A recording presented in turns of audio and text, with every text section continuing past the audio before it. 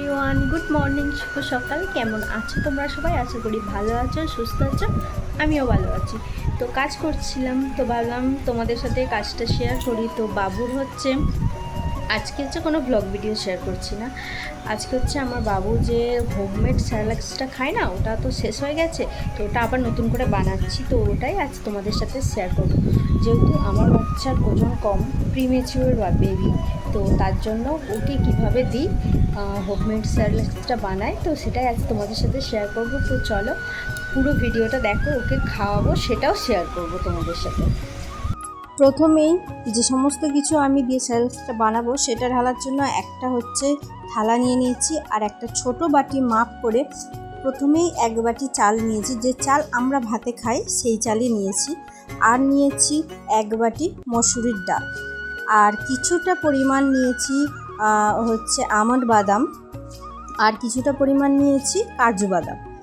আর last যেটা নিয়েছি সেটা এটা হলো সোয়াবিনের বীজ। তো ডাক্তার আমাকে বারণ করেছে যে মুগ ডাল না দিতে, কারণ মুগ ডালে নাকি কোনো উপকার থাকে না। যেহেতু আমার বাচ্চার ওজন কম, তো সেহেতু আমাকে বলেছে মসুর ডালটা প্রচুর পরিমাণে ভিটামিন থাকে, আর সাথে কাজু বাদাম দিয়ে করতে। মুগ ডালে কিছুই থাকে না, সেই কারণে আমি মুগ ডালটা দিইনি, মসুর ডাল দিয়েছি। আর এখন যেহেতু প্রথম ও খাবে, তাই জন্য কিছুটা অল্প পরিমাণে দিয়েছি। এর আগে খাইয়েছি, তো আবারও এই জিনিসটাই দিয়েছি। তারপরে কিন্তু খুব ভালোভাবে এটাকে ধুয়ে নিয়েছি, একদম পুরো দেখলে বুঝতে পারবে যেন ওপর থেকে পুরো সমস্ত জিনিসগুলোকে স্পষ্টভাবে দেখা যায়। তো সেইভাবে পরিষ্কার করে ধুয়ে নিতে হবে। তারপর একটা ছাঁকনি নেবে, তো যাতে করে বাচ্চাদের ম্যাশ করে খাওয়ায় না ছাঁকনিগুলো, ওইটার থেকে যে ছাঁকনি দিয়ে চালের গুঁড়ো আরও চালা হয়, পিঠে পুলিতে লাগে না, ওই ছাঁকনিটা খুব ভালো। তো ওই ছাঁকনি দিয়ে ছেঁকে যেটুকু জল ছিল আর কি, সেটুকু জল পড়ে গেছে, একদম ঝরঝরে গেছে, দেখলেই বুঝতে পারবে। তো সেই জলটা ঝরা হয়ে গেলে একটা সুতির ভালো পরিষ্কার পরিচ্ছন্ন কাপড়ের ওপরে এটাকে মেলে দিতে হবে। আর দিয়ে ভালো করে জলটা পরিষ্কার একদম শুকনো শুকনো হয়ে গেলে কড়া রোদে এটাকে বেশ ভালোভাবে একদম ঝরঝরে, যেন ঝনঝন করে আওয়াজ হয়, ঠিক সেই রকমভাবে শুকনো করে নিতে হবে।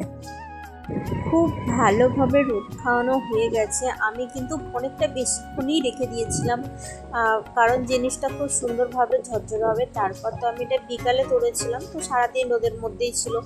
তারপরে যে শুকনো কড়ার মধ্যে হালকা কড়াটাকে প্রথমে হাই হিটে গরম করে নিতে হবে।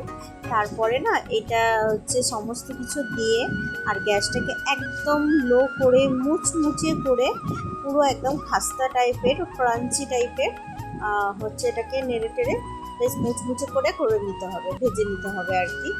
তারপরে একটা থালায় সমস্ত কিছুটা দিয়ে ঠান্ডা করে নিতে হবে। যেহেতু তোমার সাথে সাথে করলে কী হবে, গরমে গরমে আঠা টাইপের লেগে যাবে, চিপচিপা টাইপের হয়ে যাবে। তো সেই কারণে একটু কিছুক্ষণ রেখে দেবে, যাতে জিনিসগুলো একটু ঠান্ডা হয়ে যায়, হাত দেওয়ার মতো হয়ে যায়।